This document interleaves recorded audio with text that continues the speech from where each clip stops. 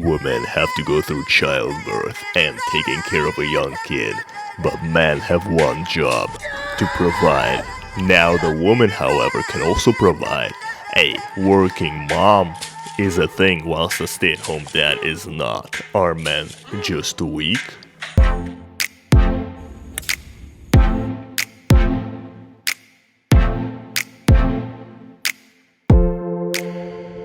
Here's the concept I call the Great Male Challenge. Do you stay not married, building a business, making a lot of money, then getting married, maybe risking the quality of your semen, and maybe even risking infertility? Or do you get married young, having healthy children, and risking not having a business, maybe sacrificing the ability to get rich? Because I was shocked when I looked at this statistic. Maybe if you're somewhere in the other part of the world, in America, more specifically in Florida, if you want to birth a child, do you know how much you pay? Try to guess. Just to take him out of your wife's vagina, for pussy, to take that kid out, just because your wife has been pregnant, just to make that kid see the light of this world, to just see your kid physically. Do you know how much it costs? You go to a normal clinic, they charge you 6,000 USD American dollars. Think about how crazy that is. Just to get your kid, that's not even raising your kid, just to physically see your kid in a safe procedure, unless you want to get a housewife or something in that manner. You could buy a car for $6,000. You could put $6,000 into stocks. You could put that in your business. Or you could have a kid. That's some crazy statistics, right? That's some food for thought if you want to maybe birth somebody in another country. But that's not the point. The point is, there's your purpose as a young man. A lot of people say, well, what's my purpose? How do I do this? Do you want children? Genuine question. Let me know right now. Like, think about this. Say, do I want children? I'll give you some time to think. If you said yes, which is, I assume 60% of you, at least, because that's a piece of you. That's your bloodline. In 100 years, somebody will remember you. Or do you just want to die off? Nobody remembers you. Nobody knows who you are in 100 years. Do you want to pass down pieces of you, like pieces of your skin, pieces of your soul? That's a kid. Well, if you want to have a kid, there's your mission. Get as rich as you can and as fast as you can, so you can be financially well off to spend time with your children, and at the same time preserve your semen quality to have healthy children. Before I dive further though, before I go in depth in this, I want to talk about a little bit of my story. So I was born, my dad, my biological father, he was 22 years of age. So you can say he sacrificed his ability to get rich. Maybe he followed his principles because he's from Dagestan. He followed his cultural principles to get a kid at a young age, to marry. I can say maybe I'm a healthy child, bro. I'm healthy, bro. I'm set. I'm pre-25. Yeah, what year are you, bro? Yeah, you post-30, bro. What the hell is that? But you understand it? So it's kind of like that principle. So then I was born. There was a lot of conflicts between me, or him and my mother at the time. There's a lot of trauma. There would always, there was a lot of fighting in the house. There were times where, he would hit my mom. That's the point it got to. He physically hit my mom. That was the day that they got divorced. And I was left to be a single parented young kid with a mother who's been, in a sense, went through a lot of hardship, who had been maybe abused as a kid because I heard all the arguments. And that caused very interesting correlation, because none of my parents at that time were meant to be together in a bond. My mom didn't have the principles, for example, and I'll tell you this later. She wasn't raised to be the woman that my dad tried to make her be. And my dad at the same time was young and foolish, you could say. this reflected, I had trauma because of this. There were times I would go to the beach, and this is funny. Let me know if you relate maybe. I would have like twitches sometimes. I started getting twitches when I was maybe, this happened, I was maybe, 3 years old, 3 years old. I'm still like a baby when the divorce happened. I started getting twitches at like 4 to 8. I would have like maybe like my shoulder would move or something, or I would like do this weird stuff with my mouth. Maybe you had that happen too. And then the other crazy stuff that started happening is like we would go to the beach, because in Turkey you go on in Russia, Moscow, you would go on vacations. They would give you like, maybe in Europe too, if you're from Britain somewhere, they'd give you this ticket. You go to some place in Turkey or Egypt and you spend like the holidays. It's like a government pension thing. It doesn't happen in America. I would go with my mom to the beach, and I was like 5 years old, 6 years old. And because I witnessed all that trauma when I was a kid, and also I wasn't rich. Like if you think like, oh yeah, this guy's from, no. It was like, apartments. I'm talking like 1-2 bedroom apartments of my grandparents, not even my mom's. My mom would come from work. She started working at 17 as a teacher. She would just give my grandparents the money just to live in their apartment. We would be at the beach. Now again, we'd be at the beach with my mom. We'd be sitting there. She would want to go for a swim. You know what I would do? I wouldn't let her go for a swim. I would grab her and I would tell her that I did not want to be away from my mom. That's how traumatized I was. Because of what happened before. That's just one example. The only way you could distract me is if you gave me some hamburger or something. The only way I would let my mom go to swim, literally around the shore, not even far deep, was if you got distracted. Like if you got me distracted, if you gave me some toy or something. The instance, and you can ask my grandparents if you see that, it's funny though, but if you see me like me playing within the sand and then I just snap out of it and I'm like, wait, where's my mom? What the hell? And I see her somewhere like swimming, I would literally run up to her and I would saying, get out! I'll be like, wait, is what in Russian. It's crazy. And then obviously, after that happened, I was relocating to the United States. So that was I was 9 to 10 years old. It's a big experience. You relocated, my mom found a husband, and I had a stepdad basically at that time. I got a stepdad. We relocate to the US. This is where the other part of my trauma began. Obviously, learning a new language, I was young, I could learn it. It's easy, it's not too bad. Because I relocated there, I had a lot of instances where my stepdad, like I'll give you examples. Maybe it was because there was a rivalry that he saw with me and my mom because we had a strong bond. Because, when something like that happens, a lot of like YouTubers say that. They're like, oh, well, my dad, we don't have the best relationship. I'm talking about stepdads. Like that's a whole different bond. Because when you are with your dad, there's a different kind of bond.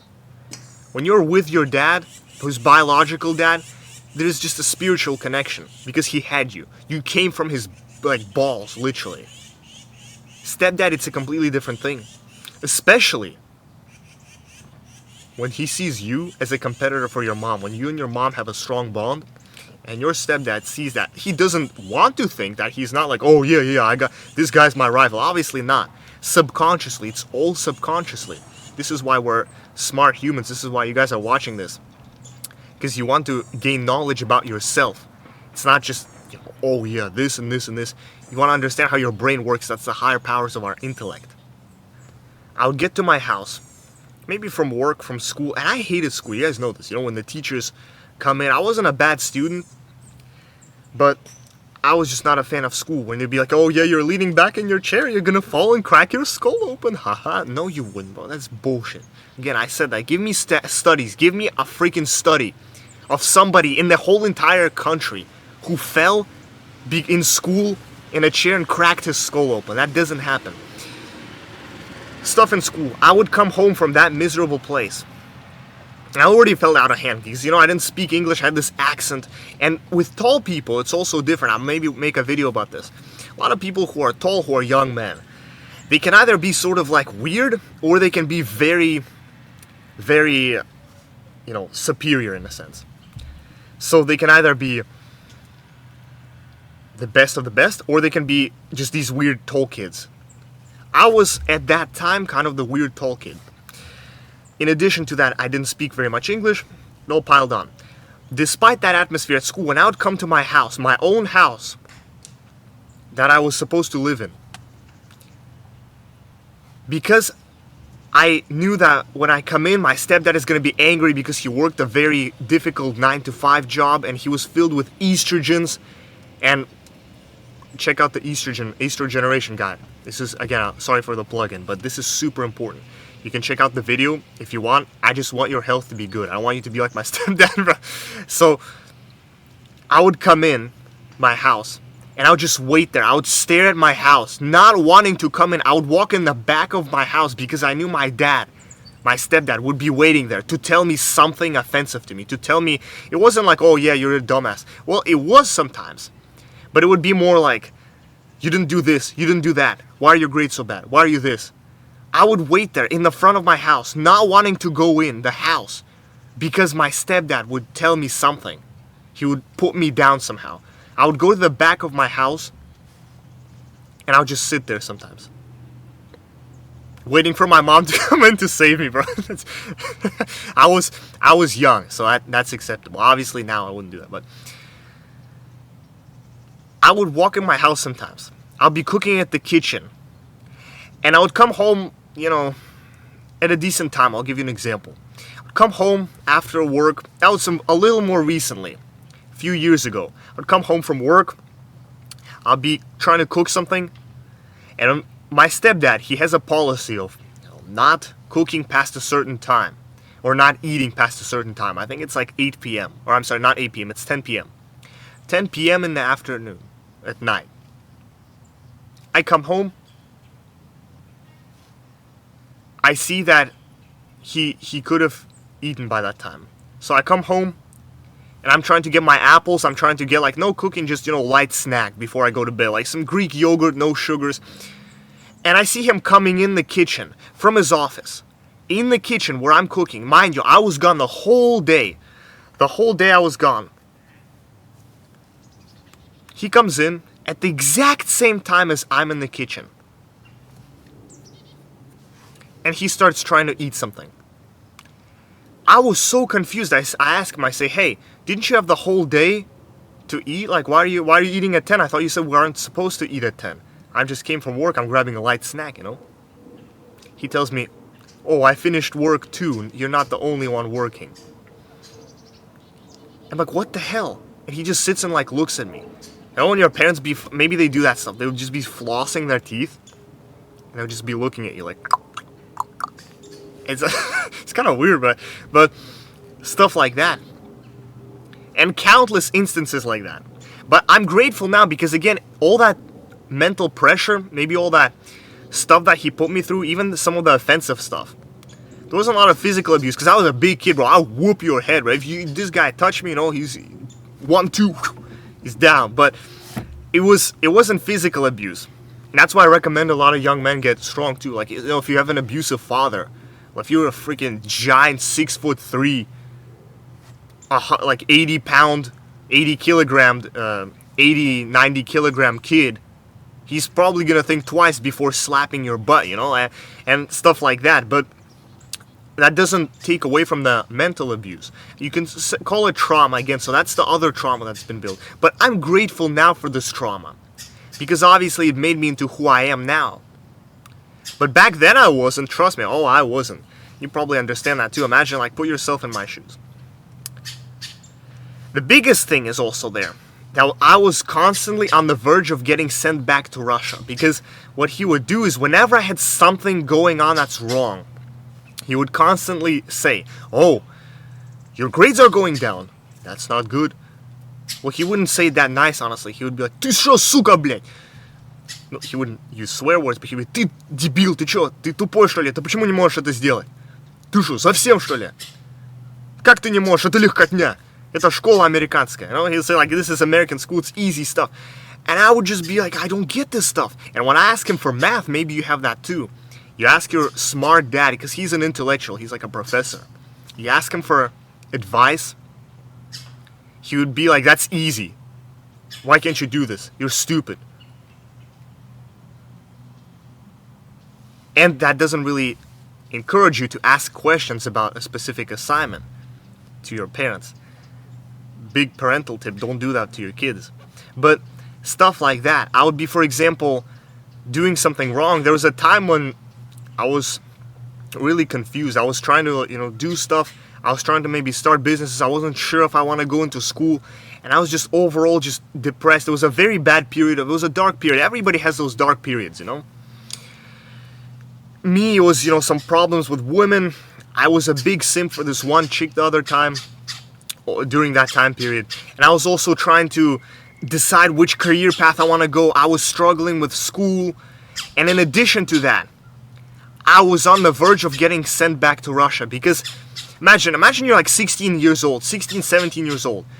You're having your first, beta male experience. You're having your first tragedies with women.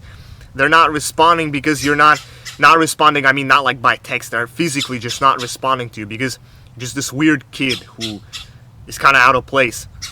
And you're simping for this girl, and you're trying to start something. You're trying to get a job, and you're trying to finish school because it's a lot. You took a bunch of advanced classes. Everybody goes through that stuff. It's pretty common. But for me, it was the bonus of added that I, in fact, was not doing too well in school, which triggered my stepdad to consider sending me back to Russia. He would say, well, maybe this isn't for you. Why don't you get sent back to Russia? And you have no idea, bro. Anybody who says that, he's like, oh yeah, well, why didn't you just go to Russia? It's not that simple. Because if I was to move back to Russia, imagine you're 16 years old. You're on the verge of becoming an adult so you could actually stay. But you're not yet that advanced. You can't yet provide for yourself. You could maybe try to, but after a year, you'd probably be screwed. You could find some job. You don't have any job experience. You don't have any type of work experience. You're not aware of the world at that time yet. You can't survive. So if I was to get sent back to Russia at that time, my whole view would have had to change. I would have had to relearn the Russian language. I would have had to completely redo my whole career path. And the financial situation would have been different. And there's countless other factors. It wasn't part of my plan for the future. If that was to happen, I would have been screwed for sure. I would have had to completely rethink my life, completely rearrange my objectives, my goals that I made. So I tried to start this business. I tried to get gumball machine businesses. I tried to start vending machine businesses. I tried to get maybe I had those, at the time I would get those golf balls and I would try to sell them on online different types of, I'd go to the golf courses, I'd collect the golf balls and I'd try to sell them on OfferUp, on Mercari, on those local websites. And I'll be in my garage at 10 p.m. cleaning the golf balls, listening to Netflix or something, to some motivational speech. I'll be like, you're gonna get out of the poverty, man. Scrub those golf balls. And during that time, I would be stressed from school. I would have bad relationships with women. The only thing, gym was going good, but I wasn't making a lot of progress. I was wanting, gym was probably the only thing. I think everybody, Hamza, look at all those influencers. Gym was their biggest key. And my stepdad would come in and he would say, hey, he would have those talks at nights. I would be dreading those talks, man. We would go in my house and we'd just discuss my future. Why am I such a stupid kid? Why am I not this good? And I'll be scrubbing those balls. And I'll be scared trying to make 15, 20 bucks, 30, 40 bucks for a box of 200, 300 golf balls. And I was on the verge of getting shipped back to Russia. My dad was like, yeah, if you don't get your stuff together, then we're going to send you back. If you don't get your job together, we're going to send you back. If you don't get your grades together, we're going to send you back. Now climb on top of the school, elementary school. Now journal. Just to show how much of a simp I was at that time, I would climb on the top of my school and I would literally draw pictures of the girl I had a crush on. I would sit on top of the school and I would sketch her out and I would write letters in case I get sent back to Russia to like give her as the final like final message. And I'd be fantasizing about that and I would be like, oh my god, what am I gonna do? It probably correlated to the lack of testosterone I had at that time too, because a high testosterone man, he wouldn't do that stuff. It was a lot of stress. I would walk on the edge of the school. I wasn't complaining, like, I wasn't obviously suicide, like, I wasn't trying to jump off the building or anything, but I would be thinking, where's my life going? I knew that it could improve, but I was just so fearful and I was so down that was the situation I was in. And only after I started looking at Jordan Peterson's, his stuff about becoming stronger as a man. And obviously I had an idea before. It was like, oh yeah, Jordan Peterson saved me. No. There was a lot of other people. Like, my grandpa, he taught me a lot of principles to be a gentleman in any situation. I knew you could work hard, but I needed that boost, that zest. As a man, I reconfigured my whole psyche. I understood that all of those stories, they're all romantic. That doesn't happen in real life. I started reading books on fearlessness. 50 Cent, Curtis Jackson, one of the biggest, my most admired role models, because he wrote 2 books. He wrote a book called Hustle Harder, Hustle Smarter, and he wrote a book called The 50th Law with Robert Greene. From there, after I've read those books, and I understood that there's people in worse situations than me, and that the only thing that could help me get to the level I've wanted was just hard work and a period of time. I realized that what I could do is just to take a block of time, 5 years, and make it slow. You can't make all that stuff fast. It takes time. And just put in the work, hustle. Then obviously, a lot of other stuff happened. There was more people I began to follow that I began to admire. There were coaches, Robert Kiyosaki, one of those guys. Maybe you guys probably know him. Then, other stuff came. Then Tate came around. Then a bunch of other stuff came. But before that, you have to embrace fearlessness. And I'll do a review on this book. You know what? Screw this. I will do this right after this series. I'm doing a review on fearlessness and how to be fearless as a young man, because that is a very important concept. Hard work and fearlessness are the keys, because fearlessness holds you back in every single possible manner. It's unimaginable how much fear holds you back. And it's absolutely crazy to how far I've come. Because even after I've hopped on my improvement streak, you could say, began having women, feminine energy, building my income up, building my knowledge up, building, obviously physicality was already being built. I think everybody starts with the gym. Like, there's just, obviously, gym is just, I started when I was 12, thank you to my grandpa. That was the biggest thing. Once again, I needed grandpa is a huge, huge influence in my life. Big shout out to him. It's like a classic Soviet Union man who worked, was professional. He taught me to comb my hair. He'd be like, he taught me all that dress sense. He always put like cologne on me. He would take those, back in the day when I would see him shave, he'd be shaving, and he had those electric razors, which I personally like to use. He'd be shaving, and he would see me looking at him. He'd be like, you want to shave too? And I'll be like, yeah. So he would turn off the razor and pretend like he's shaving. He'd like, he would pretend to shave me. And he'd be like, oh, the most handsome guy in the whole area. That's some heartwarming moments out here. Hope you had something similar maybe happen. Maybe you can relate.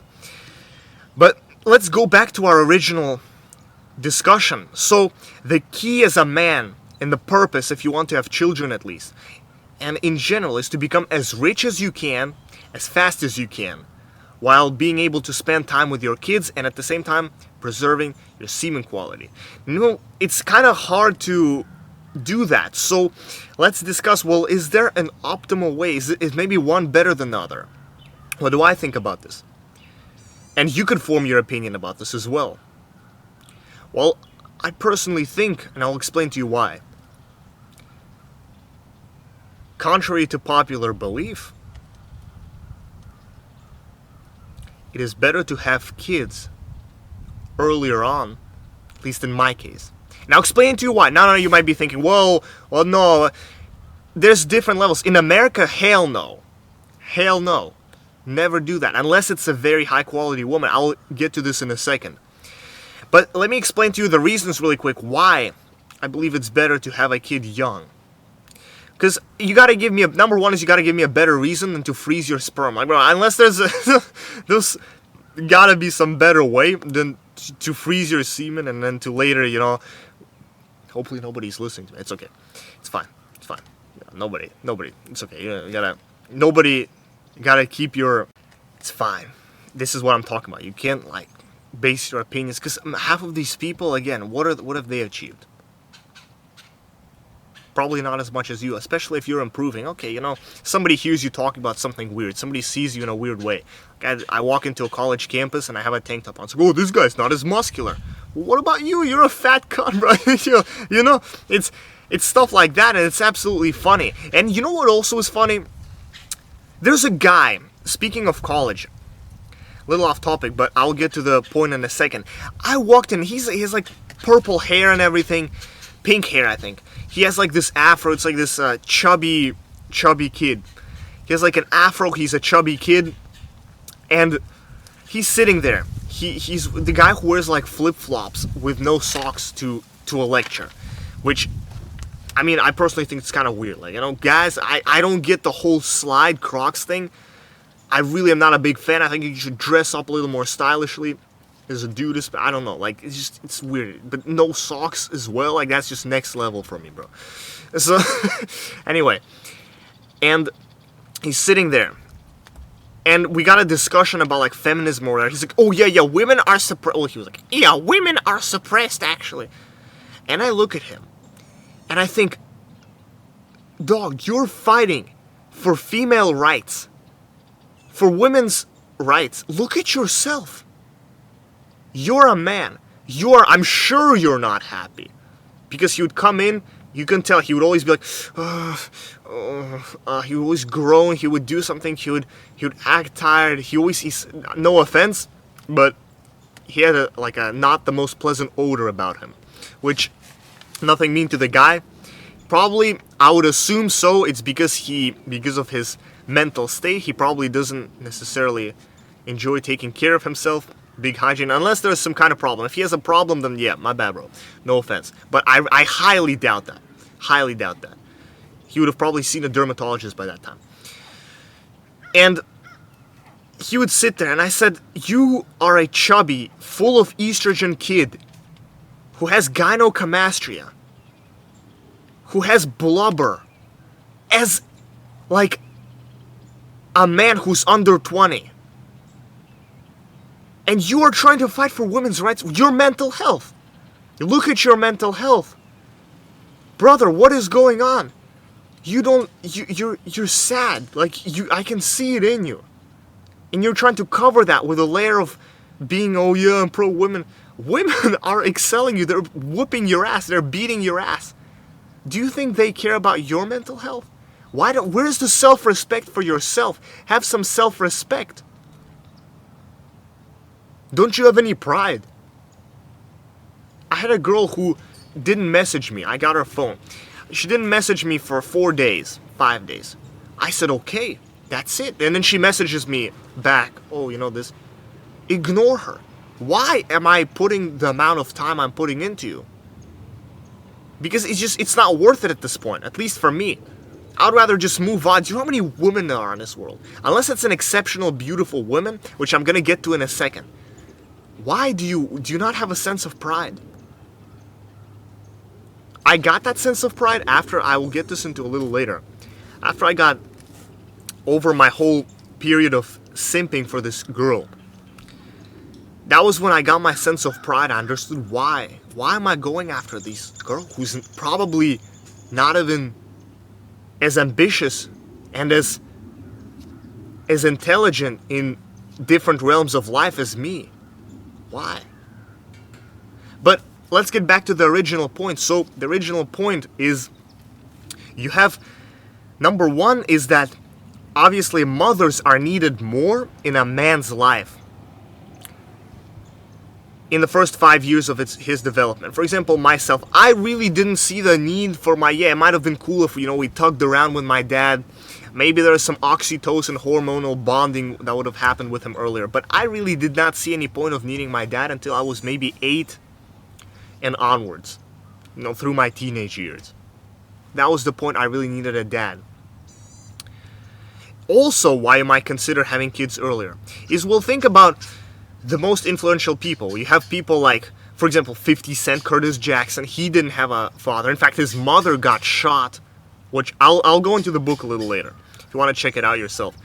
His mother got shot when he was, I think, like 8 or something. Tate. His father was always gone. The biggest example, probably. E-Man. He's a guy on YouTube. He's a millionaire. Raised by a single mother. Barack Obama.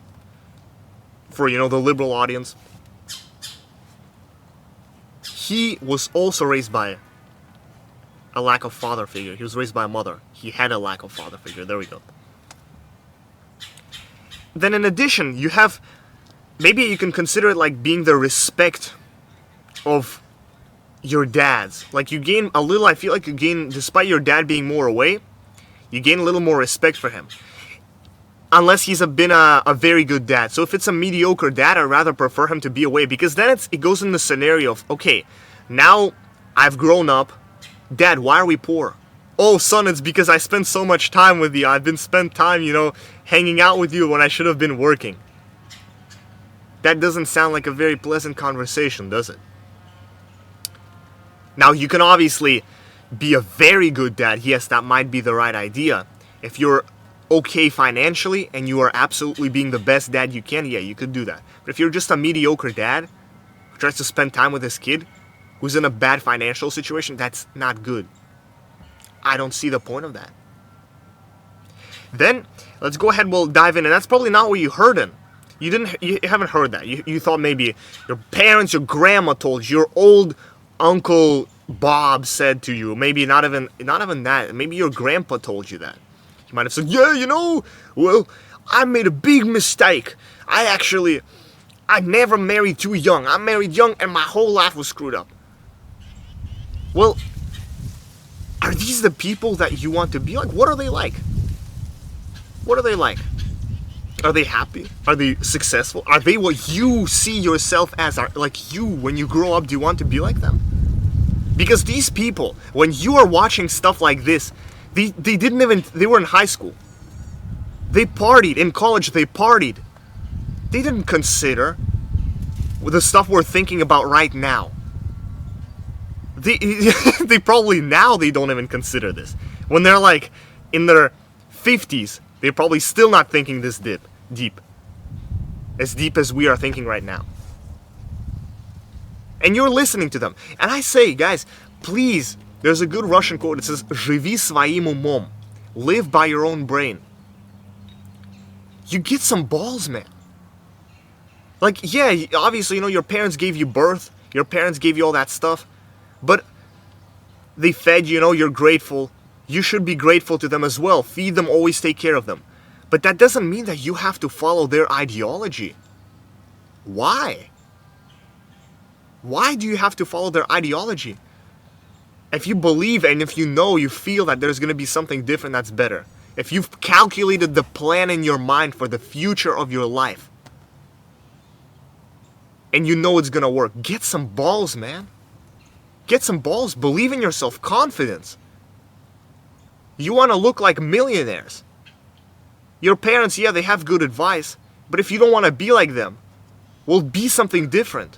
What was that quote? The definition of insanity is trying to be, or trying to do the same thing and expecting a different result. Yeah, if you want to follow their advice, you might be a little bit better than them, but you're still going to be similar to your parents. And obviously if you're good parents, like I had a friend, his dad, finished the military, principled guy. He started an AC company. He's a baller. He's the guy who, comes in and everybody just walks in. He's got a little bit of a belly, but he walks in, like the whole room just looks at him. Absolute confidence. Yeah, I would want to be like him if I was his son, Maybe I would be a little more fit. I wouldn't have a belly. I'd walk in with my pecs, my triceps, my rotator cuff looking through my shirt. But same exact thing. And let's go ahead and look at it. So on the topic of young men don't make it, well, they don't. And I'll tell this to you. Because they're in America. And in some Europe, any place like that. You know why? And you might be saying, well, it's the woman, right? It's the woman. They're depolarized. The women are stupid. They have no moral values. They have no culture. It's all the woman, right? It's the woman. And I'll tell you that not exactly.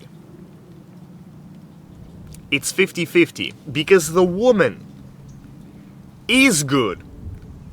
Oftentimes, maybe not in America, but I'll get into this a little bit deeper. The woman usually is not too bad. The problem is usually that you're a pussy. That's right, I just called you. Because men, maybe not you specifically, I hope that you're not. Probably if you're watching this, you're probably not a pussy. But you could be.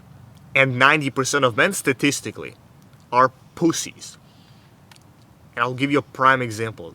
I gotta go pee right now, but I'm not a freaking pussy. I'm gonna finish this video because this is important stuff. And I have to pee real bad, man. I was walking in a store. I was working there, obviously. I'm on my shift. I see this guy come in with his wife. He's Arab guy. His wife has a hijab. She's walking in, little kid with them. The husband is all stressed. He walks in, he's like, yeah, you can tell it. He has man boobs, he has love handles, he's wearing a polyester shirt. Check out the estrogen guide. You'll understand what I'm talking about. He has plastics around him. He's walking in. He's clearly not taking care of himself. And the woman in the hijab, she doesn't look happy. She looks kind of sad, actually. She looks annoyed. And I looked at them. And the woman looked at me. And we got married. No, I didn't. The woman looked at me. And I looked at her. And she went on. But I was talking about this to a first-hand Islamic Muslim guy in Dagestan who I know. I was talking to him about this. This is coming from a guy who practices Islam. He's a Muslim. Because it got me on a train of thought. People like that, the husband who didn't even look at his wife, that is a pussy. A guy in a Hawaiian t-shirt just called him a pussy. Yes, I did call him a pussy. People like that, this was coming from the words of the Muslim guy. They portray Islam in the most negative way. They embarrass Islam. You know why? I'll tell you why in a second. Before I tell you, I want to talk about the woman in the hijab. Because a lot of those women, yes, they're depolarized in America. That woman in the hijab looked culture. She was decently good. She probably had morals. She was trying to obey. She wasn't obviously obey. She was trying to be loyal to her husband. And the husband wasn't. In America, though, the women are completely, in not just America, it's happening in Europe too, it's happening in Russia, believe it or not, in Moscow. I was talking to my grandparents there. They're walking in the park one day. They see first graders who are kissing, like sucking each other on benches, who are drinking alcohol everywhere. Women, young first graders. That's a little scary, right? In America, it's probably even worse. I've observed this. They're making out early on. And it's not even the woman's fault. You might say, well, it's the woman's. No, no, no, no, no. They've been programmed. It's like, you might say, oh, program, this guy's thinking, no, matrix. No. They have been taught by their parents, who are also degenerates, who are also those Brads and those Nancys and those Brandons, who are saying, oh, daughter, it's okay, it's okay. I witnessed this firsthand. I was talking to a guy. He was like, yeah, I made out with this girl. We made out with her in her parents' house. Because the parents, they've been raised like this. They've been raised like this. They think it's okay. So they teach their young daughter. They're saying, okay, Mia, go find, get a boyfriend. She gets a boyfriend. How does this boyfriend look? Oh, well, he's more or less okay. He's got goals. He wants to be a computer scientist. I'm not hating on computer science. It's just such a cliche field. He wants to be a computer scientist. He looks smart. He's fit. Because everybody's fit. You gotta be crazily, hormonally imbalanced. Which is already happening, as sad as it is in America. But usually if you're under 18, if you're 20, you're probably going to be physically fit. So the parents look at it and say, that's a handsome guy. Well, we might as well have our daughter, she's going to have sex with somebody. We might as well have it be with him first. So then they make out. And the guy they break apart because it's depolarization. The guy's a pussy. The woman thinks, well, why don't I see this other handsome guy, he's also handsome. Let me bring him to my parents' house. He's a little bit better because he wants to get a biotech degree. See? The parents are, oh, that biotech degree, yeah, that's a good guy, yeah. Our daughter's clapping him. It's okay because I've done the same exact thing when I was her age. But back to the guy. I was talking to a girl, it was a woman in my workplace at Costco. She's from Crimea. She was talking, and I was saying, we're talking about marriage. She says, who do you think you're gonna marry? I say, I'm probably gonna go to Dagestan and I'm gonna find a wife there. She says, oh yeah, I feel bad for your wife. Instantly. And I look at her. And oh yeah, suppressed, yeah, you're gonna suppress her. Suppressed. She's gonna have a miserable life. Just like that Arab guy with his wife wearing the hijab, right? Remember I mentioned that the Muslim practitioner said that this makes Islam look bad. And I'm not even Muslim. I'm just saying this. Not yet, at least. You know why it makes it look bad? Because that piece of crap who was with his wife, who was trying to be loyal to him, wearing a hijab, the attitude he displayed to her is absolutely disgusting. What he did, he was stressed, his wife, he didn't pay any attention to his wife. Zero attention to the kid. Zero smiles. And you think this just happens when he goes to a store? No, this happens on a daily basis. He does not penetrate his wife with love. He's not present with his wife. He doesn't, for sake, he doesn't like his wife.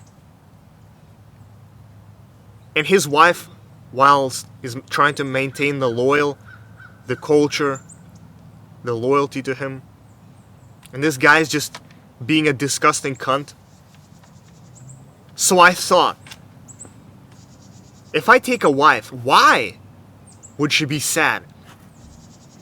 If I penetrate her with love, if I show her affection, if I'm physically fit, and I have a sexy body that she wants to fuck, if I am at the top of my game spiritually, if I love the kids, if I always smile her, no matter how fucking stressed I am, because that is a pussy fucking move. I don't give a fuck if you're stressed.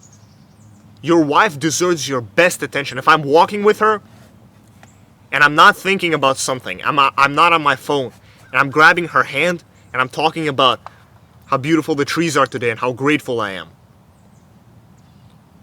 If I look like a model, she would want to wear a hijab for me. She would want to be with me. She wouldn't want to go to another man. Because I would be the ideal man. Yeah, it takes some work. You might say, oh yeah, Rustam, you're not doing it. Fuck you, bro. Fuck that guy who would tell me that. So, oh yeah, when you get adult, you're stressed. No, that's a cope. That's the real pussy. That's why you're a pussy.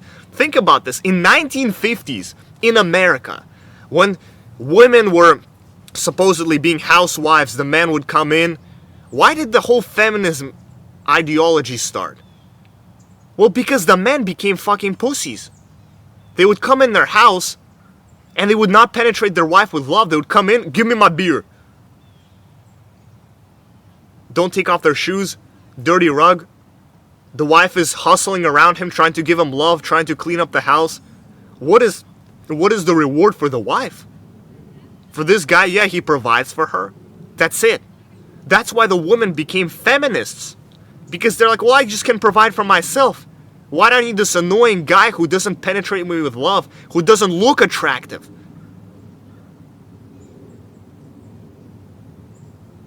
Who I get repulsed by? Why do I need to be with him? And from there, the woman just became more independent because the men have become weaker and weaker. Now, you can solve this, obviously, which we're going to talk about. Biggest thing is testosterone, I think. And principles. Principles of you as a man, your duty and testosterone are the keys to solving this. But I'm not going to talk about this. You can find this from other YouTubers. That's the key.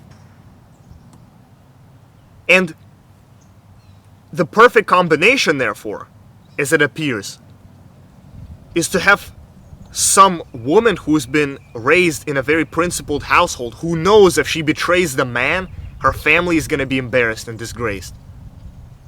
She knows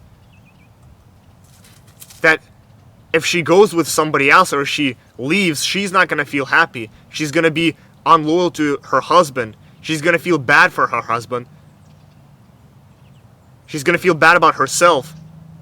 But in return, the male is got to be the most high-value man ever. So he knows that his woman is not going to cheat on him because of the reasons I just listed. And same for the woman feels physically attractive. Not like some disgusting, scummy, estrogenic, man-tittied Arabic guy with his wife who expects his wife to follow the principles and he just behaves how he wants. No. But the superior, good income earning man who has an amazing body, who does orthotropics, who looks hot, who loves his wife, who reads books on spirituality, who is present with his woman. That's the type of ideal relationship that holds. So let me ask you, in America everybody says just have fun, it's okay, it's okay, it's okay, have fun, have fun. Don't you think that maybe it's needed to have some kind of principle, some kind of suppression for both the male and female in order to maintain humane and loyal values towards each other? Maybe it's not all about just fun and doing what you want. The suppression, that's not even suppression. Because you love your wife, and you know she's not going to cheat on you, and she loves you because you're hot, and you always keep an attractive physique, and you earn enough money, and you penetrate her with love.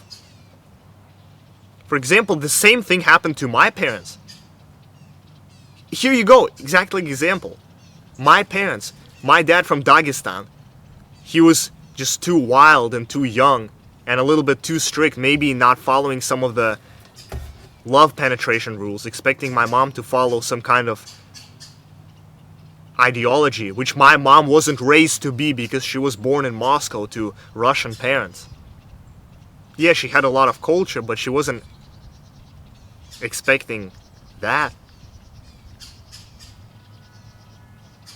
She still had some degeneracy in her, you know, she still would go out, maybe make out with some guy. And This is the stuff, like, why didn't the modern society teach us this? Why did schools not teach us this? Why not our parents teach us this? Why does some guy on YouTube and other guys on YouTube who are spiritual, who use brains, maybe why did you have to teach it to yourself? Why did your parents not teach you? And I'll tell you why your parents didn't teach you. Because they're probably not as smart as you. Yeah, you like your parents. The chances are, if you're watching this, maybe your parents are not as smart as you. Have you ever thought about that? Maybe they still don't realize what you have just realized with me here. Maybe that's just the case. That they're still not getting it, and you are getting it. And as men, we always have to make the first move. So,